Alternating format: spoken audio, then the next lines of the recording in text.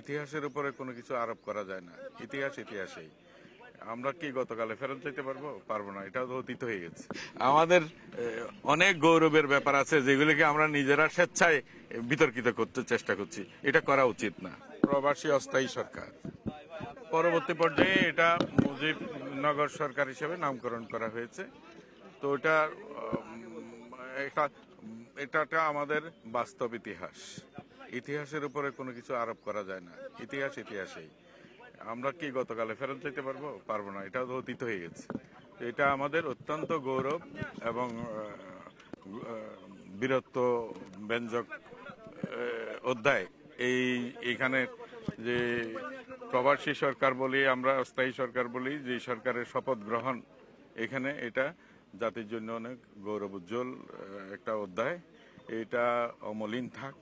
আমরা চিরকাল যেন এই শ্রদ্ধা ভালোবাসায় সবাই যেন এটাকে বরণ করতে পারি, এটাকে উদযাপন করতে পারি। এইটা মেহেরপুরকে, বৈদ্যনাথ তলাকে, এই অঞ্চলকে ধন্য করেছে এই অনন্য অনুষ্ঠান। কারণ এটা মুক্ত অঞ্চল ছিল তখন। দেশি বিদেশি অনেক সাংবাদিক সেই সময়ে এখানে উপস্থিত হয়ে এই শপথ গ্রহণ অনুষ্ঠান করেছে। 10 তারিখে সরকার গঠিত হয়েছে, কিন্তু শপথ গ্রহণ হয়েছে এখানে 17 তারিখে। এটা এই অমোচনীয় জাতির ইতিহাস, এটা অনির্বাণ থাকবে চিরকাল। এটাই আমাদের কামনা। এবং আমরা দেখছেন আপনারা ঢাকাতে গিয়ে এসে আমরা সেরিমনিয়ালি এটাকে স্মরণ করলাম এবং এটা সরকারের সিদ্ধান্তেই এইটা আমরা এসেছি এখানে।